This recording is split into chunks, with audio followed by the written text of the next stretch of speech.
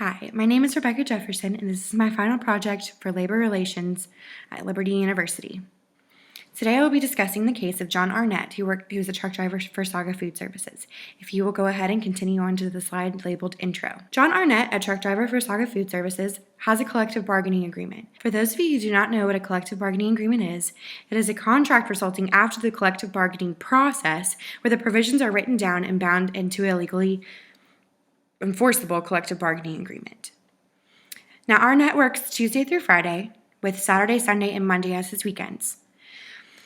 After recognizing Labor Day, which was on Monday, on Tuesday, which is his Monday, and calling in on Wednesday for a personal day, his holiday pay is questionable. The union claims that he contacted Saga Food Services and took a personal leave day. Therefore, he's entitled to his pay. Our company states that he is in violation of his contract and did not fulfill Section 7.03b of his bargaining agreement by failing to come to work the day after Labor Day. Now, if you will continue on to the next slide.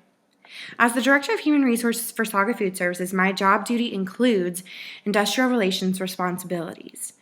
This presentation will provide information regarding why John Arnett is not entitled to his holiday pay, based on the contract and on his actions. The point of concern I will address include the contractual language, the intent, and past practices. If you will continue on to the next slide, we will discuss the description of this case. John Arnett works 10 hours a day, Tuesday through Friday. In the event that a holiday falls on a Monday, he would be entitled to that holiday on a Tuesday. John took Tuesday off and also called in on Wednesday for his personal leave day. The contract states the employee shall have worked his full schedule workday immediately after the holiday except for proven sickness or injury. Saga Food Services denied him holiday pay, so the union filed a grievance against the company, arguing that Arnett did fulfill the contract. If you will move along to the next slide, we'll discuss the description of my position. As the Director of Human Resources, I support the company's decision. As one article states, companies have turned to arbitration to resolve cases more quickly and to reduce damage awards. In interpreting the contract, we use the same approach as arbitrators: contractual language, intent, and past practice, which can be found in your textbook on page 323. The collective bargaining agreement was unambiguous, meaning clearly expressed. There is a clear interpretation of the contract, and John never claimed he was sick or injured, which are the only exceptions to this contract.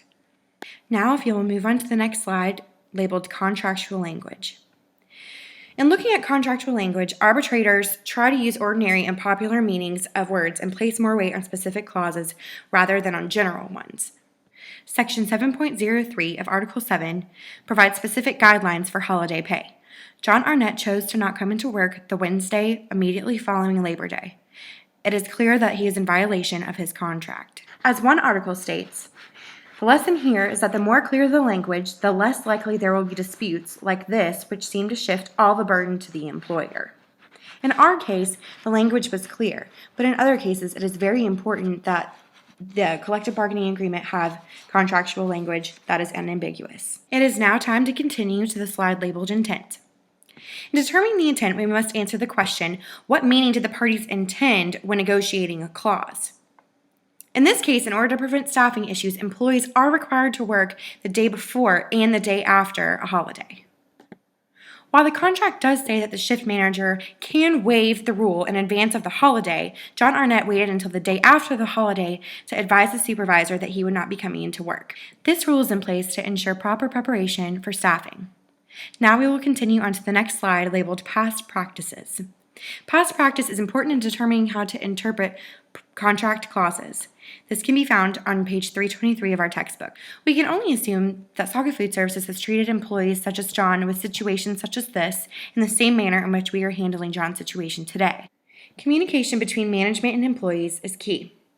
As one article states, if the company were forced to pay benefits without change based on a creative interpretation of a collective bargaining agreement, hundreds of companies would have been vulnerable to similar suits and extra costs that could have harmed other employees. Now we will be moving on to the next slide labeled Plan of Action.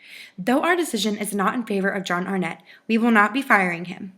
My Human Resources Department and I have established a statement of grounds, which is a written statement of the disciplinary action following the decision of this particular case. Our next step will be to hold a meeting with John Arnett to discuss his temporary suspension without pay. A recent article from the New York Times described a situation much more severe than our case here today. The situation that he described was NBC News broadcaster Brian Williams, who exaggerated his role in a helicopter episode in Iraq. NBC suspended Williams for 6 months without pay. NBC's hoping that this 6 months will allow him time to cool off and understand the inappropriateness of the situation.